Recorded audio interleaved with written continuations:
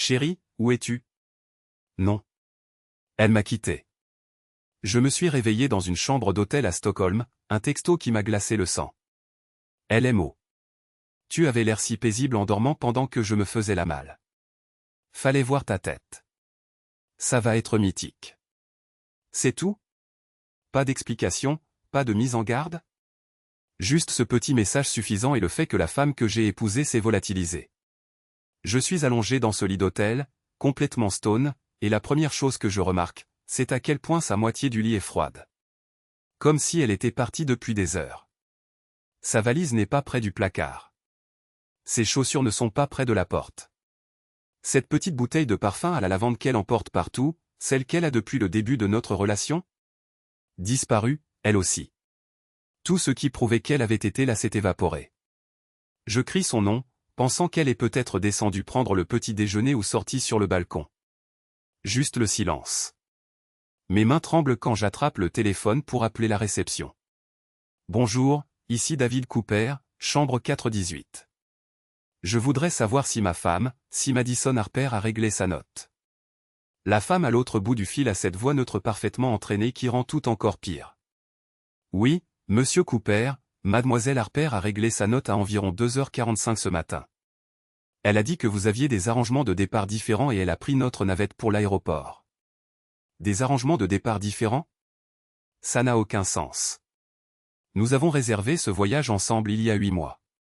Chaque détail a été planifié. Je cherche dans mes emails et je trouve la confirmation de réservation. 2 billets sur le même vol, des sièges côte à côte, au départ de Stockholm pour Denver à 18h15 aujourd'hui. Je le fixe, essayant de comprendre ce qui se passe. Puis j'appelle la compagnie aérienne. Bonjour. J'aimerais vérifier une réservation au nom de David Cooper, retournant à Denver depuis Stockholm aujourd'hui. Il y a des frappes, puis une pause qui me paraît interminable. Monsieur Cooper, je vois que votre itinéraire a été modifié hier après-midi. Votre vol de retour a été reprogrammé pour mardi prochain. Mon estomac se noue. C'est impossible.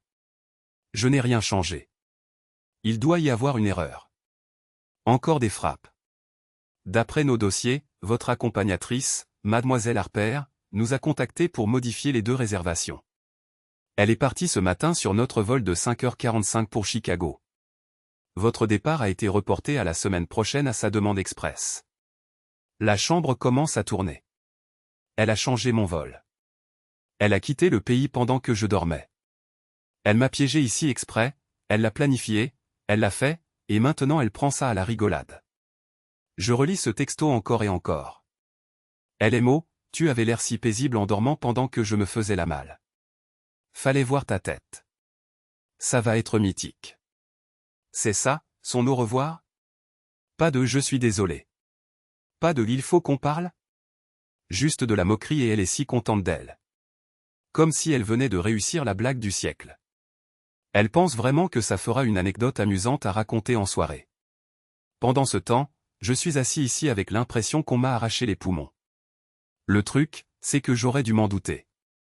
Pas de l'abandon, ça m'a pris par surprise, mais de son comportement. Sa façon d'agir, le chaos qu'elle créait. Madison Harper s'est toujours dite spontanée et libre d'esprit, comme si c'était sa marque de fabrique. Elle portait ces mots comme un badge, convaincue qu'être imprévisible la rendait plus intéressante, plus authentique, plus vivante que les autres. Et peut-être qu'au début, je l'ai cru. Peut-être que j'ai même trouvé ça excitant et différent. Mais assis seul dans cette chambre d'hôtel froide à l'autre bout du monde, j'ai commencé à relier des points que j'ignorais depuis des années. Les signaux d'alarme étaient là depuis le début. L'un des premiers gros trucs s'est passé lors de notre 2e Thanksgiving. Je suis rentré du travail le mercredi d'avant, crevé et prêt à préparer un dîner tranquille juste nous deux. Madison était dans la cuisine, fredonnant, agissant comme si tout était normal. Oh, salut mon chéri. Au fait, j'ai oublié de te dire, mais j'ai invité plein de gens pour demain. J'ai levé les yeux en posant mon sac. Plein de gens? On parle de combien? Elle a agité la main. Je ne sais pas. Peut-être 30 ou 40. Mais ça va être sympa. J'ai ri, pensant qu'elle plaisantait. 40 personnes, Madison? On n'a pas assez de chaises pour 40 personnes. On n'a pas assez d'assiettes, de nourriture, ni de place. Elle a juste haussé les épaules comme si de rien n'était. Tu es génial pour trouver des solutions à ce genre de problème. Tu vas te débrouiller. C'est ce que tu fais. Et comme ça, c'était mon problème. J'ai passé toute cette nuit à faire la tournée de 3 supermarchés différents qui étaient vides, à appeler les voisins pour emprunter des tables et des chaises, à récurer les salles de bain à 1h du matin pendant qu'elle était sur le canapé avec du vin, sur son téléphone. À un moment donné, elle a levé les yeux et a dit « Organiser des fêtes, c'est épuisant », pendant que je nettoyais les joints avec une brosse à dents. J'aurais dû le voir à ce moment-là. J'aurais dû dire quelque chose, poser des limites, avoir une conversation sérieuse. Mais au lieu de ça, je me suis convaincu que c'était ce qu'on faisait quand on aimait quelqu'un de créatif et de spontané. On s'adaptait, on faisait en sorte que ça marche. Et puis, il y a eu cette histoire de tour de potier. On économisait depuis plus d'1 an pour un voyage en Nouvelle-Zélande. C'était mon rêve, quelque chose que je voulais faire depuis que j'étais gamin. J'avais des tableaux Excel qui suivaient nos économies, des listes de restaurants, des itinéraires de randonnée, des musées répertoriés dans les moindres détails. On y était presque, on avait presque assez d'argent. Et puis, sorti de nulle part, un mardi, Madison débarque avec ce tour de potier géant à l'arrière de sa voiture. Regarde ça. C'est pas génial? J'ai toujours voulu apprendre la poterie. Et il était en promo. Je suis resté planté là dans l'allée, sans voix. Et la Nouvelle-Zélande? On économise pour ça depuis plus d'1 an. Elle était déjà en train de traîner le truc vers le garage. On pourra toujours y aller l'année prochaine. Ou celle d'après. C'était une offre limitée dans le temps. Je ne pouvais pas laisser passer ça. Tu comprends, hein? Ce tour de potier a coûté 1300 $. Elle l'a utilisé, genre, 3 fois. Peut-être 4 si je suis gentil. Il est resté à prendre la poussière dans le garage pendant 1 an et demi jusqu'à ce qu'elle finisse par le revendre en ligne pour, genre, 400 $. On n'est jamais allé en Nouvelle-Zélande. Chaque fois que j'en reparlais après ça, il y avait toujours une nouvelle excuse. Un nouvel achat impulsif ou une nouvelle décision qui passait avant. Je n'arrêtais pas de me dire que ce n'était que des cas isolés, des petites manies. Le genre de truc que tout le monde gère dans une relation. Tous les couples font des compromis, non? Mais assis dans cette chambre d'hôtel à Stockholm, bloqué sur un autre continent parce que ma femme pensait que ça ferait une bonne histoire, je ne pouvais plus continuer à me mentir. Ce n'était pas juste de la spontanéité. C'était un schéma d'égoïsme pour lequel je trouvais des excuses depuis des années parce que je ne voulais pas admettre que j'avais épousé quelqu'un qui ne pouvait pas, ou ne voulait pas, penser à mes besoins, à mes sentiments, ou même à mon existence, sauf si ça rentrait dans son histoire. C'est là que j'ai rencontré Sophia. J'étais en bas dans le hall de l'hôtel en train d'essayer de convaincre la réception de me changer de chambre parce que je ne supportais pas d'être dans celle où Madison m'avait largué. Il y avait une femme qui s'enregistrait à côté de moi, probablement de mon âge, avec des cheveux blonds ramenés en queue de cheval. Elle avait une valise cabossée recouverte d'autocollants de différents pays et une sacoche d'ordinateur portable sur l'épaule. Elle avait l'air calme et terre à terre. Je n'avais pas l'intention de parler à qui que ce soit. J'étais trop occupé à essayer de ne pas m'effondrer. Mais pendant que j'explique à la réceptionniste ce qui s'est passé, elle jette un coup d'œil. « Excusez-moi, je ne voudrais pas écouter aux portes, mais vous venez de dire que votre femme vous a laissé ici ?» J'ai hoché la tête, le visage en feu. Oui, elle a pris un vol pour rentrer ce matin. Elle ne m'a même pas dit qu'elle partait. Son visage a changé, elle avait l'air sincèrement préoccupée. Pas de la pitié, pas juste de la curiosité, mais de l'empathie véritable. C'est terrible. Vous devez vous sentir complètement trahi en ce moment. Ce mot m'a frappé de plein fouet. Trahi. Pas perdu, pas agacé. Pas juste surpris ou importuné. Trahi. Personne n'avait mis un nom sur ce que je ressentais aussi parfaitement, et l'entendre dire à voix haute a fait craquer quelque chose en moi. Oui, dis-je doucement. C'est exactement ce que je ressens. Je suis Sophia, dit-elle en me tendant la main avec un sourire chaleureux. Sophia Anderson. Je suis ici pour une conférence de biologie marine à l'université. Je lui ai serré la main, juste reconnaissant pour ce contact humain. David. David Cooper. Elle a penché la tête, toujours l'air inquiète. Vous avez besoin d'aide pour quoi que ce soit. L'ambassade, la réservation de vos vols? Vous repérez? Elle l'a dit comme si de rien n'était, comme si aider un inconnu était une chose normale à faire, pas une grosse affaire. J'ai hésité parce que je ne voulais pas la déranger, mais elle avait l'air si sincère. En fait, oui, j'aurais bien besoin d'aide pour l'histoire de l'ambassade et pour trouver un nouveau vol. Elle a acquiescé tout de suite. Bien sûr. Venez. Il y a un café juste au coin de la rue. Je vais regarder quelques trucs et on verra ce qu'on peut faire. On a fini par rester assis dans ce café pendant presque 2 heures pendant qu'elle trouvait des sites web et des cartes sur son téléphone. Je lui ai tout raconté, tous les détails embarrassants, et elle a juste écouté. Elle ne m'a pas interrompu, n'a pas essayé de plaisanter, n'a pas minimisé ce qui s'était passé ou dit que c'était juste un malentendu. Elle a juste écouté, vraiment écouté, comme si ce que je disais avait vraiment de l'importance. Quand j'ai eu fini, elle a posé son café et m'a regardé pensivement. Ce qu'elle vous a fait, ce n'est pas astérisque la gomme astérisque. Nous avons ce concept dans la culture suédoise, astérisque la gomme astérisque. Ça veut dire ni trop ni trop peu, mais juste ce qu'il faut. Équilibré, juste et attentionné. Ce que votre femme a fait était l'opposé de astérisque la gomme astérisque. C'était égoïste et cruel. J'ai prononcé le mot lentement. Astérisque la gomme astérisque point. Elle a hoché la tête. C'est une valeur fondamentale ici. L'idée que vous devriez vivre en équilibre, avec équité et considération pour les autres. Prendre plus que votre part ou laisser quelqu'un d'autre avec moins, ça viole astérisque la gomme astérisque point. J'étais juste assis là, à sentir ces mots faire leur chemin en moi. Cet inconnu avait compris en 20 minutes ce que ma femme n'avait pas saisi en 7 ans de mariage. Assis en face de Sophia, je ne me sentais pas stupide, ni trop sensible, ni comme si j'en faisais toute une histoire pour rien. Je me sentais écouté, validé, humain. Mais alors que j'étais assis dans ce café avec quelqu'un qui m'avait montré plus de vraie gentillesse en une demi-heure que ma femme en des mois, une pensée n'arrêtait pas de me traverser l'esprit. Si Sophia pouvait me voir aussi clairement après m'avoir rencontré, pourquoi Madison n'avait-elle jamais essayé? Les jours suivants, Sophia m'a fait visiter Stockholm. Pas les trucs habituels pour touristes, mais de vrais endroits qui comptaient pour elle. Nous avons marché dans des ruelles pavées étroites où des bâtiments datant du XVIe siècle se penchaient les uns vers les autres comme de vieux amis partageant des secrets. Elle me montrait des détails que je n'aurais jamais remarqués. Des corniches sculptées, des consoles sophistiquées, des ouvrages en pierre façonnés par des artistes d'il y a des siècles. Tu vois ces rainures dans le bois, disait-elle en pointant un détail que j'avais complètement manqué. Elles ont été sculptées à la main. Pas d'outils électriques, pas de machines. Juste du talent et de la patience.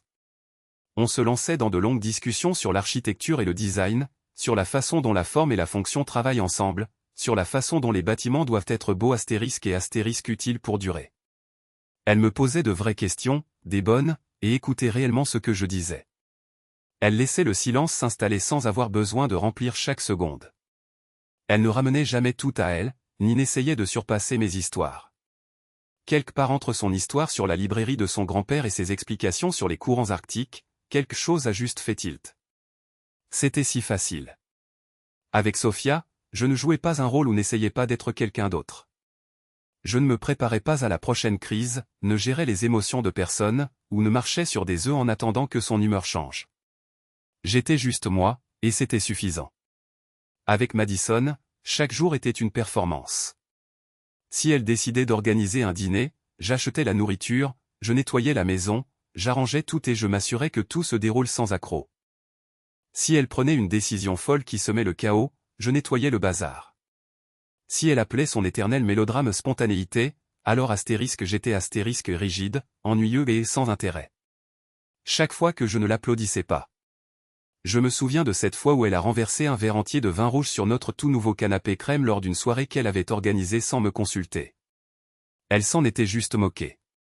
Détends-toi, David. Ce ne sont que des meubles. T'es toujours tellement coincé. Les choses sont faites pour être utilisées. J'ai passé la journée suivante à faire des recherches sur le détachage et à frotter le canapé pendant qu'elle dormait. Avant, je me disais que son énergie rendait la vie excitante. Que son feu avait besoin de ma stabilité pour l'équilibrer. Mais ce n'était pas un équilibre. C'était moi qui étais le filet de sécurité, l'équipe de nettoyage, le faire valoir dans son one-woman show où elle était excitante et imprévisible, et moi, j'étais juste le responsable qui s'assurait que la vie fonctionne réellement. Sophia n'essayait pas d'être impressionnante, ou intéressante, ou spontanée. Elle n'avait pas besoin que je suive son rythme ou que je m'adapte à son humeur. Elle était juste elle-même, calme, posée et présente. Quand elle riait, ce n'était pas de moi. Quand je parlais, elle écoutait vraiment au lieu d'attendre son tour. Ce soir-là, nous étions assis sur un banc à regarder le coucher de soleil, et j'ai réalisé quelque chose d'important. C'était bizarre de ne pas être épuisé par l'idée de l'amour de quelqu'un d'autre. Sophia m'a regardé. T'es silencieux.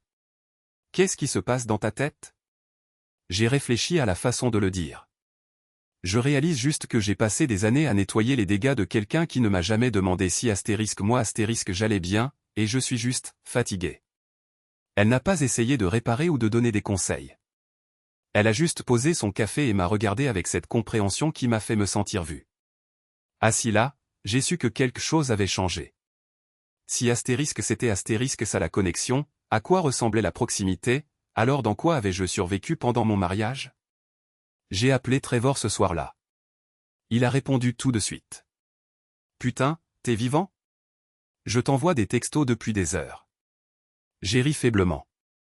À peine, mec. Un silence. Alors c'est vrai? Madison t'a vraiment planté là. Je lui ai tout raconté. Le changement de vol, la fuite à 2 heures du matin, le texto. Il est resté silencieux pendant un long moment. David, c'est pas une blague. C'est pas drôle ou excentrique. C'est carrément un comportement sociopathe. Le mot est resté suspendu. Sociopathe. Je n'avais pas voulu le dire, je n'avais pas voulu que ce soit aussi grave. Mais entendre Trevor le dire m'a fait sentir que mes sentiments étaient réels. J'essaie de me dire que c'était juste un autre truc impulsif, tu vois? Qu'elle n'a pas réfléchi. Trevor m'a coupé. Non. Impulsif, c'est d'aller chercher une glace à 22 heures un mardi. Ce qu'elle a fait a demandé de la planification, une intention et le fait de ne pas se soucier de toi du tout. Elle a appelé la compagnie aérienne, a changé les réservations, a fait ses valises et s'est faufilée en pleine nuit. C'est de la cruauté préméditée. Plus tard, ma sœur Julia a appelé, et j'ai compris qu'elle avait pleuré. David, je suis tellement désolé. J'aurais dû dire quelque chose il y a des années. Dire quoi? À propos de Madison. À propos de la façon dont elle te traite. J'ai toujours cru que c'était juste sa personnalité, pleine d'énergie et spontanée.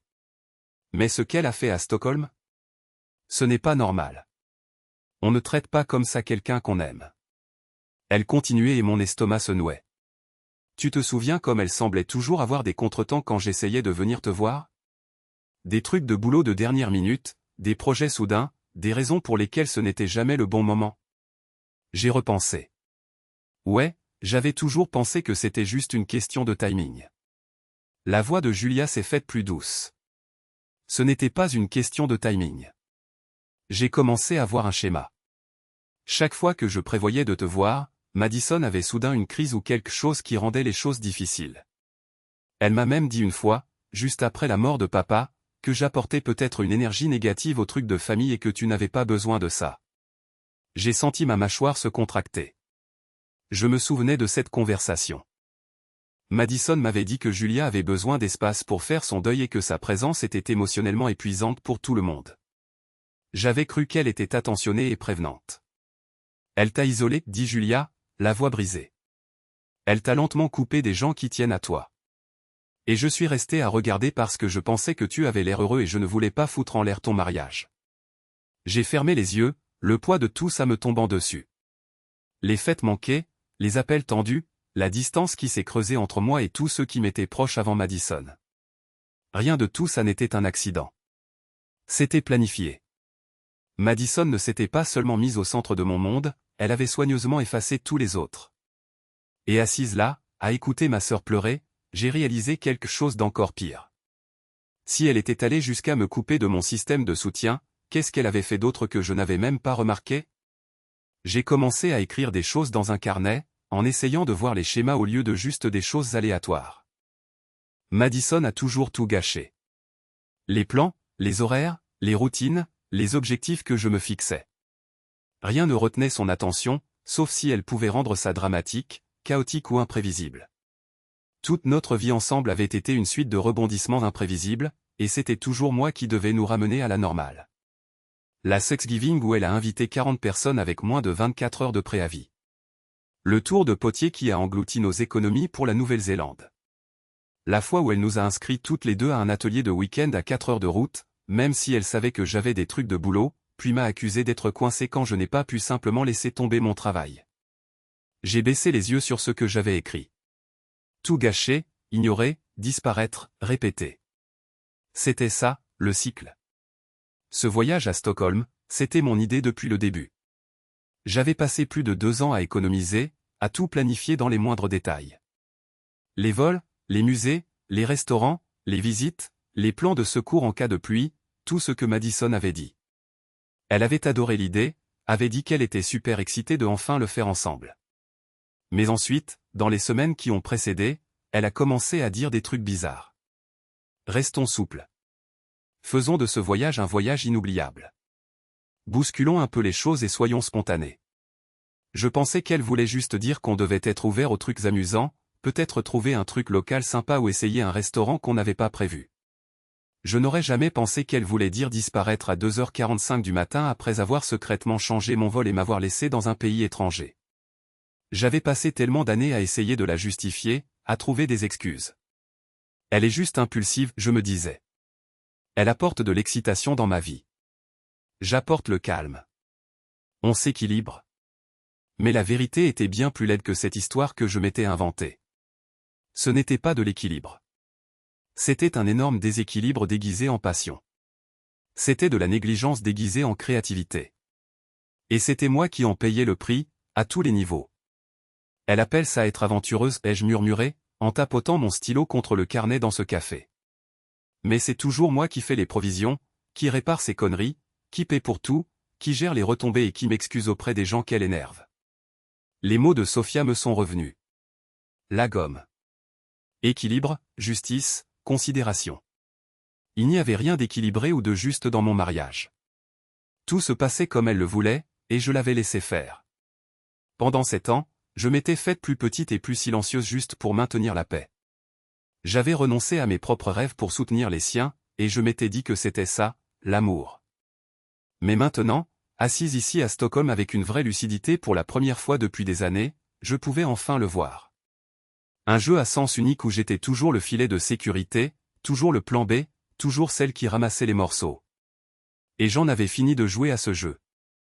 Parce que si Madison pensait que disparaître était son coup de maître, sa façon de prouver qu'elle pouvait faire ce qu'elle voulait, elle n'avait pas vu ce que je pouvais faire une fois que j'aurais arrêté de nettoyer après elle. Le matin du 7e jour, exactement une semaine après que Madison m'ait quitté, je me suis réveillé avant que mon réveil ne sonne. Pas de pensée qui s'emballe, pas de poitrine serrée, pas d'inquiétude quant à ce que je devrais affronter aujourd'hui. Juste le silence. Et pour la première fois depuis des années, je n'ai pas attrapé mon téléphone. Je n'ai pas vérifié si Madison m'avait envoyé des messages. Je n'ai pas cherché ses messages passifs-agressifs ou ses fausses excuses. Au lieu de ça, j'ai ouvert mon carnet et j'ai écrit une question en haut d'une page blanche. Qu'est-ce que je veux vraiment, aujourd'hui? Pas ce qui la rendrait heureuse, elle.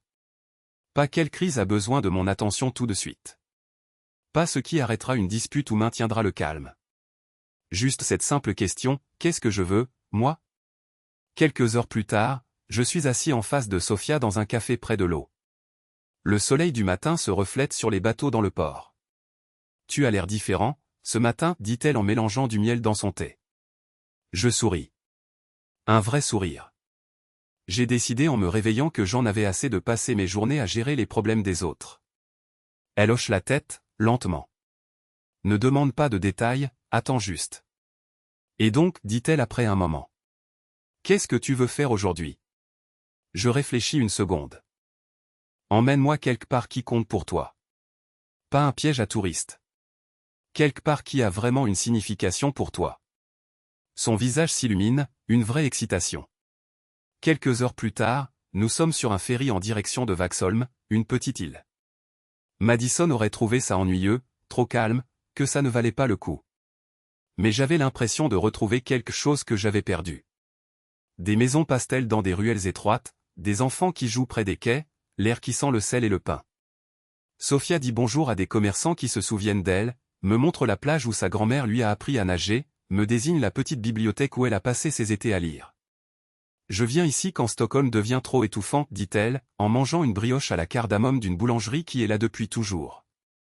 Ça me rappelle qui je suis, sous tout ce bruit. J'acquiesce, je le sens. J'avais oublié ce que c'était d'avoir de l'espace dans ma tête, de la place dans ma vie, de me demander ce qui me faisait plaisir, pas seulement ce qui éviterait une dispute. Pendant des années, chaque choix que j'ai fait passer par les sentiments de Madison, ses humeurs, ses désirs. Mais maintenant, je suis avec quelqu'un qui n'a pas besoin d'une attention constante, quelqu'un qui se sent bien avec le silence, qui n'a pas besoin de drame. Pour la première fois depuis des années, je ne réagis pas à la crise de quelqu'un d'autre. J'existe, tout simplement. J'ai l'impression de me souvenir de qui j'étais, dis-je, en regardant un bateau sur l'eau. Sofia me regarde, doucement. Peut-être que cette personne a toujours été là. Juste enfouie sous les attentes des autres, attendant de revenir. Le soleil fait des motifs sur l'eau, et je réalise que je n'ai pas pensé à Madison une seule fois depuis des heures. Une nouvelle question surgit, si je me sens aussi libre après seulement 7 jours, quand sera-t-il après 7 mois?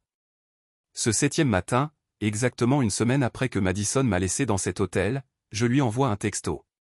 Rien de dramatique. Pas de reproches, pas de questions. Juste une phrase. Merci pour ça, Sofia a été incroyablement gentille durant tout ça. Mon téléphone sonne dans les 30 secondes. Je réponds. Qui diable est Sofia? Sa voix est aiguë, paniquée. C'est une biologiste marine, dis-je en regardant par la fenêtre les gens qui commencent leur journée. Elle m'a aidé quand ma femme m'a abandonné sur un autre continent et que j'avais besoin de quelqu'un à qui parler. Je ne t'ai pas abandonné, rétorque Madison. Arrête d'être aussi dramatique. Tu avais des cartes de crédit et un téléphone. Tu es une adulte. Tu n'étais pas sans défense. Je prends une inspiration. Non, tu as raison. J'ai compris cette semaine que je ne suis pas sans défense du tout. Silence. Puis elle rit, mais c'est forcé. Allez, David, tu es ridicule. C'était censé être drôle, une histoire qu'on raconterait plus tard. Tu prends toujours tout trop au sérieux. Je pensais qu'en bousculant tes plans, tu te détendrais. Tu contrôles tout. Je suis calme. Et tu as pensé que me planter dans un pays étranger était le moyen d'y parvenir? Elle ricane. Je pensais qu'on en rirait. Je ne pensais pas que tu te refermerais sur toi-même et que tu en ferais une trahison. Je ne pensais pas que tu traînerais avec une Suédoise quelconque. Tu n'as pas réfléchi du tout, Madison, dis-je. Ou peut-être que si, mais tu t'en fichais de l'impact que ça aurait sur moi. Elle se tait. Quand elle parle, sa voix est froide. Alors, tu jettes 7 ans de mariage à la poubelle pour une femme que tu connais à peine? C'est ça? Je ne jette rien à la poubelle. Je vois enfin notre mariage clairement. Et Sofia, elle ne m'a pas utilisé, ni laissé en pleine nuit, ni changé mes plans. Elle m'a juste traité comme si mes sentiments comptaient. C'est un pansement, dit Madison, la voix dégoulinante. Tu es perdu, et tu vas le regretter. Non, Madison. Ce que je regrette, c'est d'avoir gâché 7 ans à appeler un chaos une aventure. Je regrette d'avoir excusé sa cruauté en l'appelant créativité. Et je regrette d'avoir cru que l'amour, c'était de constamment nettoyer après quelqu'un qui n'a jamais pensé à nettoyer après moi. Tu n'es pas juste, murmura-t-elle, et j'ai entendu qu'elle pleurait. Je sais, dis-je doucement. J'ai passé 7 ans à être juste pendant que tu étais spontané. J'en ai fini avec ça, maintenant. J'ai raccroché. Elle a essayé de rappeler 16 fois de plus dans les 2 heures qui ont suivi. Puis les textos ont commencé, un déluge d'excuses, d'accusations et de tentatives de culpabilisation. Je n'ai répondu à aucun d'eux. Je ne me sentais ni coupable, ni effrayé, ni perdu. Juste cette sensation de certitude, claire et vive. Ce poids qui pesait sur ma poitrine depuis des années, qui m'écrasait les poumons, qui me rendait la respiration difficile, avait disparu. À la place, il y avait quelque chose que je n'avais pas ressenti depuis si longtemps que j'avais presque oublié que ça existait. Une vraie paix. Je n'ai jamais cherché à me venger ou à lui rendre l'appareil. Je n'en avais pas besoin. La vérité a cette façon de se poser tranquillement, sans grande dispute ni drame. Pendant que je passais 2 mois à Stockholm à me remettre sur pied, l'image que Madison s'était soigneusement construite a commencé à s'effondrer. Son voyage secret n'est pas resté secret longtemps. Les gens parlent, surtout les amis communs qui remarquent quand quelqu'un ne rentre pas à l'heure. Trevor, qui ne mâche jamais ses mots, a balancé à tout le monde, Cash, elle l'a largué. Pas juste quitté. Elle s'est barrée, a changé son vol, s'est enfuie en douce à 2 heures du matin, puis lui a texté pour lui dire que c'était super drôle. Au début, je n'en entendais parler que par Julia. De petites mises à jour. Des amis de son groupe de fac ont arrêté de l'inviter aux soirées. Son Instagram, autrefois parfait, s'est tu. Puis elle a eu des problèmes au travail, dans son cabinet d'architecture. Les gens ont commencé à murmurer, les clients, les collègues. Si elle peut traiter son propre mari comme ça, que va-t-elle nous faire? Un client a dit en plein milieu d'un projet, la confiance compte plus que les idées audacieuses. Bientôt, les associés l'ont écarté des réunions, lui ont retiré ses projets et ont mis en doute sa fiabilité. Même sa famille a changé. Sa mère a appelé Julia, furieuse et honteuse. Je ne l'ai pas élevée pour qu'elle traite les gens comme ça.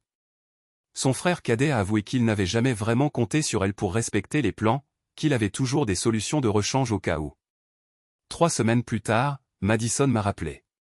Cette fois, elle n'était pas en colère. Elle était anéantie. J'ai décroché, peut-être juste par curiosité. Elle sanglotait tellement que j'avais du mal à la comprendre. Tout le monde me déteste.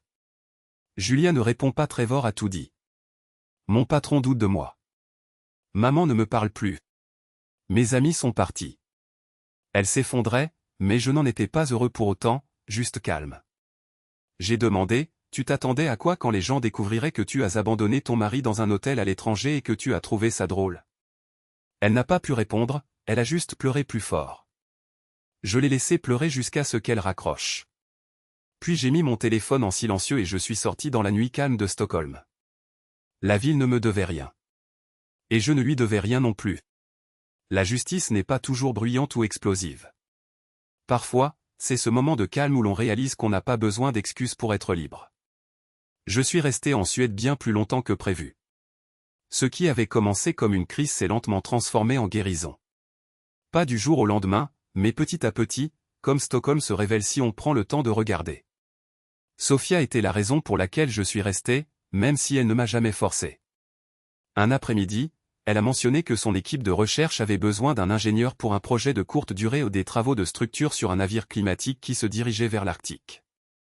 Ce n'est pas glamour, a-t-elle prévenu. Surtout des tableurs, des documents et beaucoup de froid. J'ai ri. J'aime le froid. Je viens du Colorado. Le processus d'embauche a été rapide. Bientôt, j'étais sur un navire de recherche qui se dirigeait vers le nord, entouré de gens qui ne connaissaient pas mon passé, qui ne se souciaient que de ce que je pouvais faire maintenant. Sofia et moi avons travaillé côte à côte, mais nous n'avons rien précipité. Aucune pression pour définir quoi que ce soit. Juste des promenades sur le pont après le travail, des discussions tranquilles sur les océans et les structures, le rythme étrange des vagues au lieu des horloges. Un soir, nous étions debout, emmitouflés dans de gros manteaux, à regarder le soleil de minuit peindre le ciel de couleurs folles. Elle m'a regardé et a dit doucement, « Tu as changé. Tu ne te prépares plus à encaisser. » Elle avait raison. Pour la première fois depuis des années, je n'attendais pas que quelque chose de mauvais arrive. Je n'étais pas l'équipe de nettoyage. J'étais juste moi. Nous partagions des repas, racontions des histoires et laissions le silence exister sans avoir l'impression de devoir le combler. Pas de jeu, pas de masque. Un après-midi, elle a demandé, « Est-ce qu'elle te manque parfois ?» Je savais de qui elle parlait. J'ai réfléchi un instant. La personne que je pensais qu'elle était me manquait, mais c'était plus mon espoir que la réalité.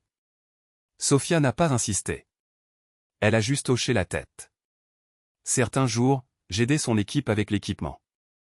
D'autres jours, nous lancions des simulations tard dans la nuit. Entre les deux, quelque chose que j'avais perdu est revenu. Une confiance tranquille. Un sens de la direction basé sur ce qui comptait vraiment au lieu de ce que j'essayais de contrôler. Ce n'était pas un pansement. Il ne s'agissait pas de remplacer Madison. Il s'agissait de construire quelque chose de nouveau, lentement et honnêtement. Et tandis que notre navire fendait la glace de l'Arctique sous l'étrange soleil de minuit, j'ai réalisé que la chose la plus importante que j'ai jamais reconstruite n'était ni en acier ni en béton. C'était moi. Et pour la première fois en 7 ans, cette fondation me semblait solide et réelle.